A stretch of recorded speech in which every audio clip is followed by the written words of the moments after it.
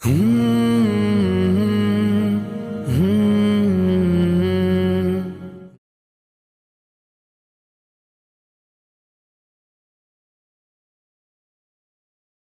बहुत इम्पोर्टेंट बात ये बताना चाहता हूँ कि दुनिया की सब में पहली इंग्लिश ट्रांसलेटेड कुरान अगर लिखी गई थी तो वो हैदराबाद में ही लिखी गई थी।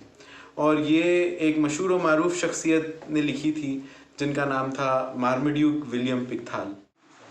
इनकी फैमिली कहाँ से ताल्लुक़ रखती थी? किसकी? पिकथाल। इनफैक्ट इंतकाल के दिन he said a very good line. उनकी बीवी रिकॉर्ड करे से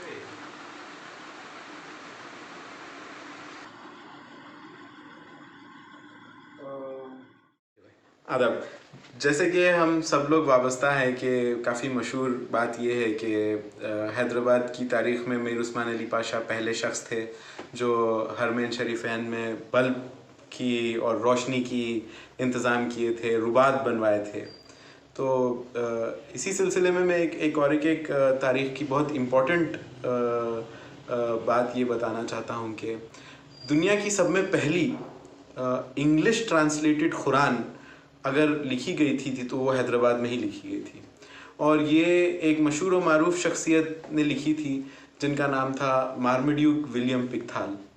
हज़रत मार्मड्यूक विलियम पिकथाल वैसे तो ख़ुद एक रॉयल फैमिली से ब्रिटेन से पढ़े हुए थे और ब्रिटेन के काफ़ी मशहूर व मारूफ स्कूल हैरड में वो पढ़े थे। और वहाँ से 17 साल की उम्र में वो फ़लस्तीन आए और अरबी पे अपना उमूर हासिल किया और हैदराबाद में मीर उस्मान अली पाशा के इनविटेशन पे 10 साल तक हैदराबाद में काम किया और चादरघाट हाई स्कूल के वो गालिबन प्रिंसिपल रहे 10 साल तक।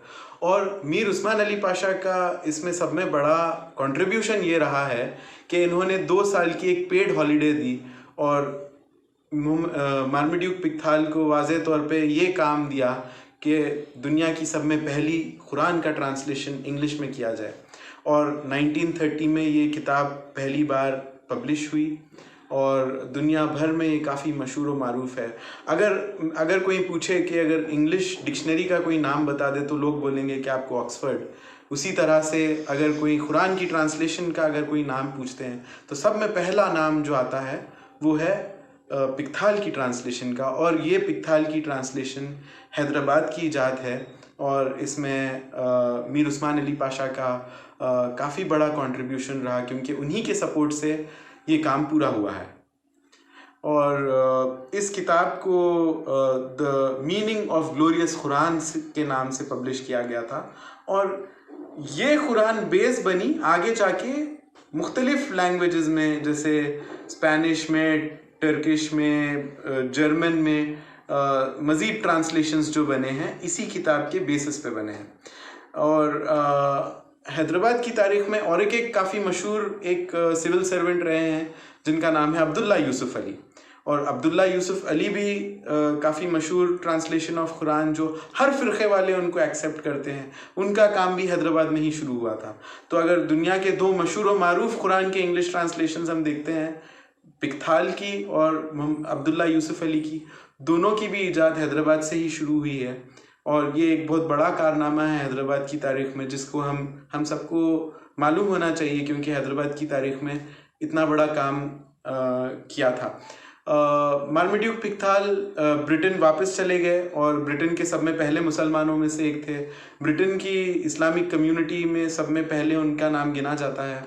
और इत्तेफाक से ब्रुकवुड सेमेट्री जो सरी में है, इंग्लैंड में एक छोटा सा मकाम है, उस जगह पे जो क़ब्रस्तान है उस क़ब्रस्तान में अब्दुल्ला यूसुफ अली और मार्मड्यूक पिकथाल दोनों भी उसी क़ब्रस्तान में आज मौजूद हैं, उनके मज़ार शरीफ। और प्रिंसेस दुरेशवार भी उसी क़ब्रस्तान में मौजूद है।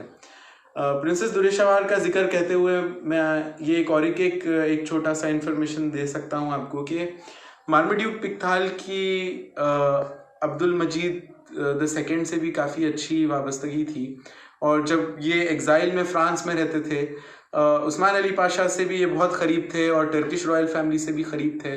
तो ये जो प्रिंसेस दुरेशावार का रिश्ता हुआ था, इसमें भी हज़रत मारमड्यूक पिकथाल का काफ़ी इम्पोर्टेंट रोल रहा है।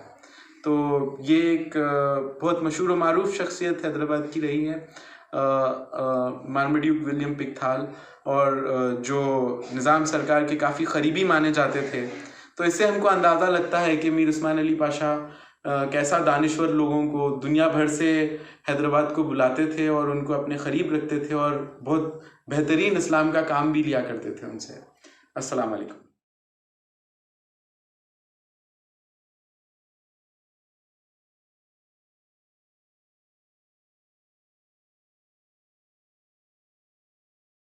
Hmm.